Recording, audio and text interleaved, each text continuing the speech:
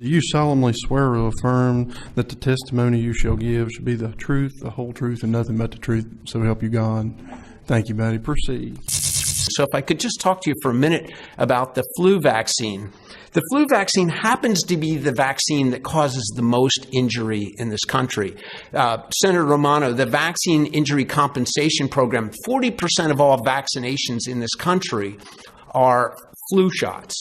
But 60% of all the compensations are for the flu vaccine. So a disproportionate number of the vaccine-related injuries are the flu shot. It's been recommended to you that you get the flu shot, but I don't know if you're aware of the fact the CDC statistics are that every year they look at vaccine effectiveness.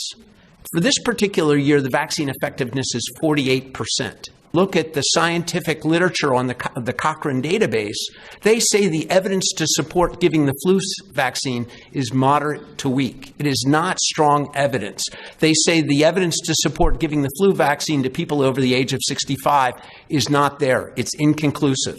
So a lot of the things that we've been told as Americans with regard to vaccination are not really based on the science. So a lot of the things that we've been told as Americans with regard to vaccination are not really based on the science. I don't want physicians, I don't think it's right that physicians should be forcing patients to receive a vaccine that potentially could have severe injuries when the person is healthy. I mean, what is so sad is somebody who's healthy, and I know an employee at Jefferson Medical Center up in Pennsylvania who got Guillain-Barré as a result of a flu shot that the hospital required her to get when she was perfectly healthy and then had a 9-month illness before she recovered. That was not her choice. Guess what? Jefferson Medical Center no longer requires flu shots. My name is Judy Mikovits. I'm a PhD biochemist and molecular biologist, and my job was to make the first interferon alpha, the first immune therapy. Basically, the realization, the big oh my God, of all of those sequences we've seen and all of those proteins and all of these contaminants are causing disease. 25 million Americans are infected with the viruses that came out of the lab, from out of labs into humans via contaminated blood and vaccines. November 18, 2011, I refused to denounce the data. I refused to say it was a mistake. We had the data. I showed the data. I showed all of the data. And I just refused. They basically said, tell everybody you made it all up and you can go home. And if you don't, we'll destroy you. And they did. Thank God for my faith and for my husband and for my family and for the patients. My passion wasn't money. Scientists don't make money. My passion was helping people, and the patients never walked away from me. So in 2011, another AIDS researcher in a journal called Frontiers in Microbiology wrote a paper, basically said the most likely way that these murine leukemia virus-related viruses, these types of viruses, entered humans was through vaccines.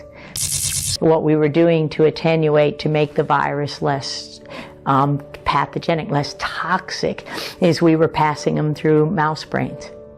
So we were passing them through the brains of mice, and every scientist who works with these viruses and worked at the National Cancer Institute recognized the possibility that if you put human tissue and mouse tissue together, the possibility is that you're going to pick up a virus that is silent in the mouse. That is, it doesn't hurt the mouse, but it kills the human or causes serious disease in the human.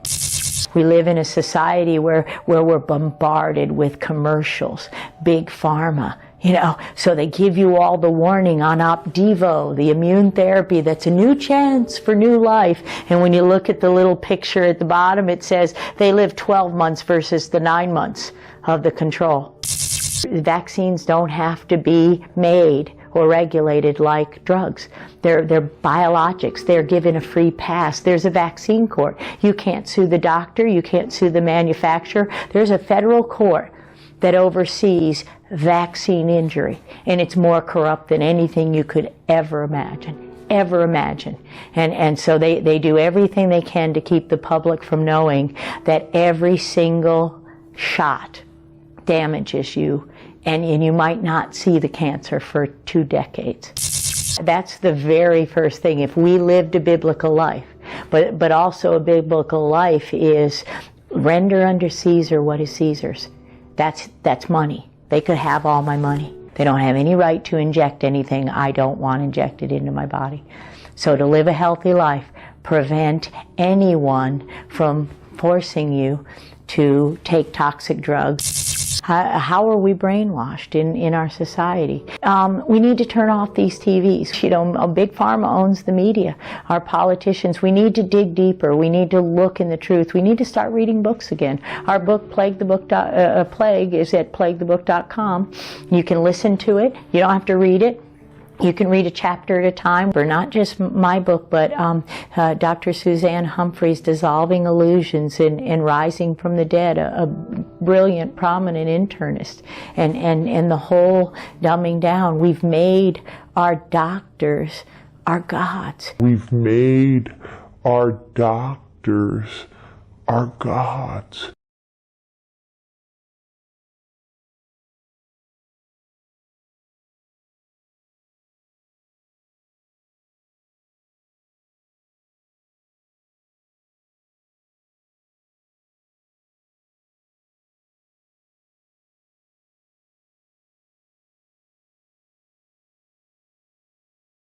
There's a lot of safety science that's needed. It absolutely needs the science as the backbone. You can't repurpose the same old science to make it sound better if you don't have the science that's relevant to the new problems. So we need much more investment in safety science. I think we cannot overemphasize the fact that we really don't have very good safety monitoring systems in many countries, and we're not able to give clear-cut answers when people ask questions about the deaths that have occurred due to a particular vaccine, and this always gets blown up in the media.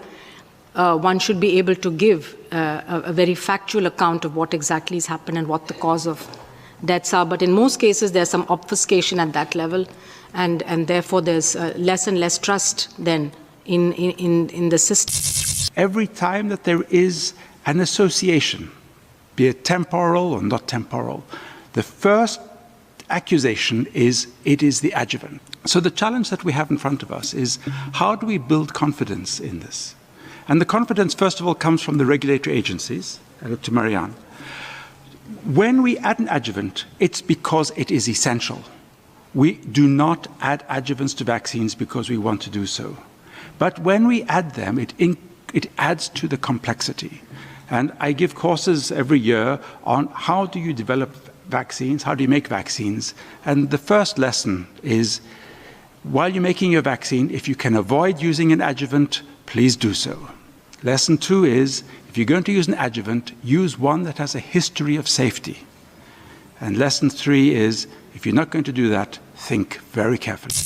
The major health concern which we are seeing are accusations of long-term effects.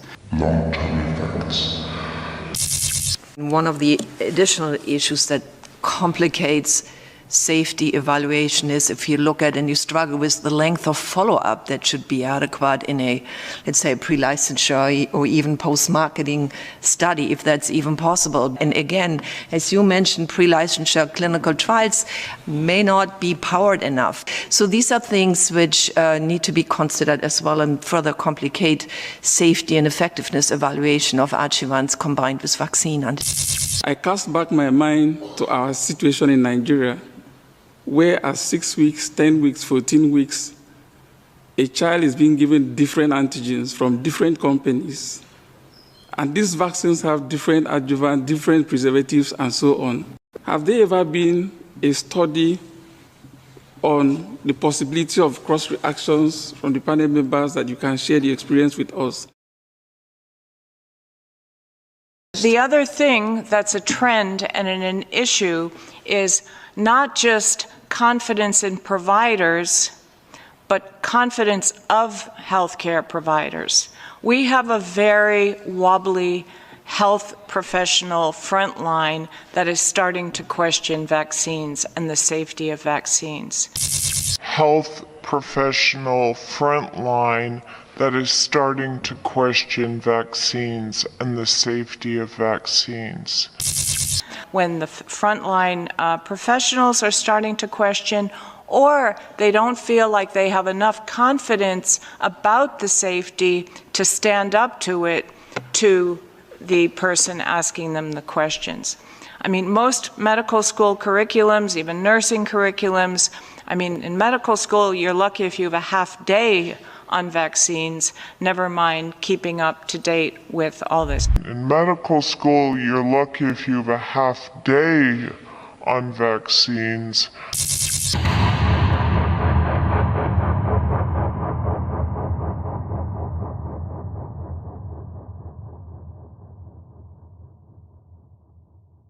What is not widely known, and in fact what the function of this hearing is about, and I hope to do my best with the help of my fellow senators and members of this panel, is to start focusing attention on the third leading cause of death in the United States of America. And that will come as a great surprise to most people. And the third leading cause of death in this country has to do with preventable medical errors in hospitals. A recent article published in the Journal of Patient Safety estimates that as many as 440,000 people a year may die from preventable medical errors in hospitals. 440,000 a year. Could be more than 1,000 a day. I speak today on behalf of hundreds of thousands of Americans whose voices have been silenced forever by preventable adverse medical events. The fundamental question is, if I walk into an American hospital today, am I demonstrably, clearly safer than I would have been 15 years ago? The unfortunate answer is no. While the subcommittee is to be commended for tackling this challenging issue, I believe that the title understates the problem. We are not only dealing with 1,000 preventable deaths a day, but 1,000 preventable deaths and 10,000 preventable serious complications a day. People who are harmed lose their jobs. They lose their homes. They lose their health insurance. Many go bankrupt trying to pay the medical bills that they would not have had they not been harmed by the healthcare provider they sought help from. These are very real consequences of the failure to take action to eliminate medical errors. They are our sisters and brothers, parents and children, and they are disabled, and many of them are dead because of these events. Many of us, myself included, have seen folks go into a hospital for one problem or another and end up coming out a lot sicker than when they went in, and in some cases dying as a result. How come this story is not on the front pages of the papers every single day?